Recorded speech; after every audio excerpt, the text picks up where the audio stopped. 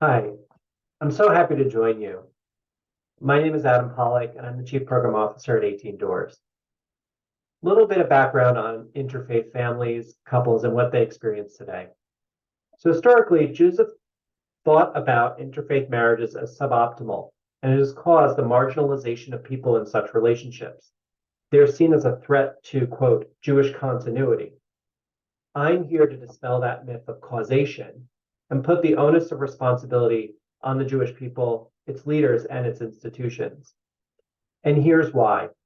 According to the 2020 Pew Study of American Jews, 72% of non-Orthodox Jews married since 2010 have married someone from another faith background. 69% of them are raising Jewish children, and only 27% of them feel a sense of belonging. The data actually mirrors the data found in Denver in the 2018-2019 Jewish Community Study. That means that interfaith couples are overwhelmingly marrying people of another background, raising Jewish children, but they still don't feel like they belong to the community or the people in which they're raising those children.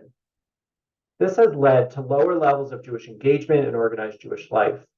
It also means that these couples are choosing new and innovative ways to live Jewishly, respecting and incorporating various parts of their identities into their family's rituals, values, and beliefs.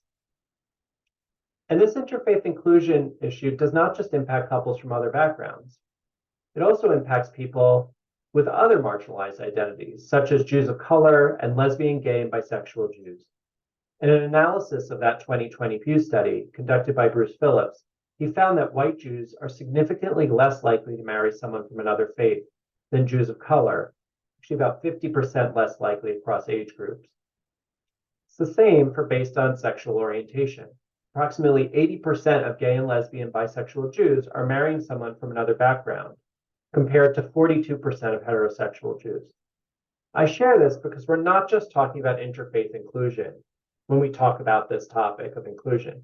We're actually talking about belonging across the board for all people of multiple identities.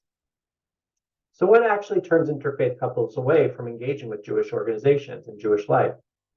Again, according to the Denver Community Study, these couples are turned away when their marriages are talked about as a problem, and when they don't know what's going on. Just think about Hebrew language being used in services without transliteration and translation, and when there's pressure to convert. So what does lead to a greater sense of belonging? The first is acknowledging the diversity of the people in the Jewish community, which includes people from another background who have decided to join the Jewish people in one way or another, whether through conversion or otherwise. By naming people who are present, Jewish and those who love them, it validates their presence, their decisions to join the Jewish community, and their choices they make together. It actually makes people feel seen, which is an important element that leads to a sense of belonging, according to some research done by Dr. Kelly and Allen in 2021. Now let's look at emerging areas of interest for couples and families. First, the demand for conversations about Israel and anti-Semitism on the top of minds for couples and extended families where at least one member of the family is Jewish.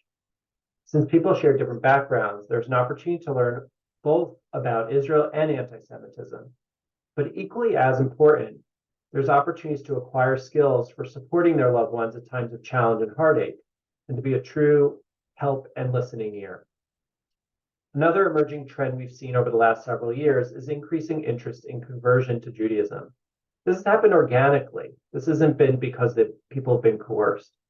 We've seen conversion requests received through 18Doors officiation referral service increase by 183% since 2020. We've also seen increased demand in Judaism 101 courses and other conversion or foundational Jewish education courses in that same time period. Next, we're also hearing a lot from Jewish leaders across organizational lines that they do a great job of serving interfaith couples and families. Absolutely, organizations overall are doing a better job at this. Yet there's still a lot of work to be done, as we saw from that 2020 data. So we are now at the precipice of what's next. We'll talk more about this when I'm with you in a couple weeks, but I do want to preview the importance of this work. Over the next 5 to 10 years, the messaging that children get today will influence how they connect to their Jewish identities down the line.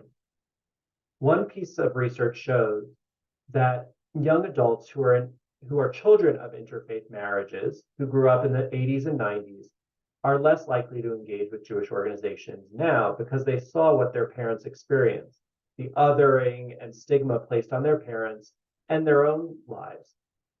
They don't believe that they will find a welcoming community with the Jewish people, so they just don't bother engaging. They may practice on their own in certain ways or have a strong Jewish identity, but they don't engage with the organized Jewish world.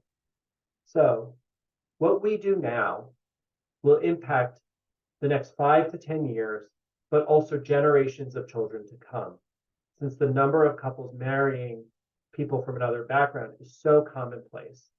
Exclusive messaging and stigma will have a long-lasting and multi-generational impact. Again, I look forward to learning more with you in a couple of weeks.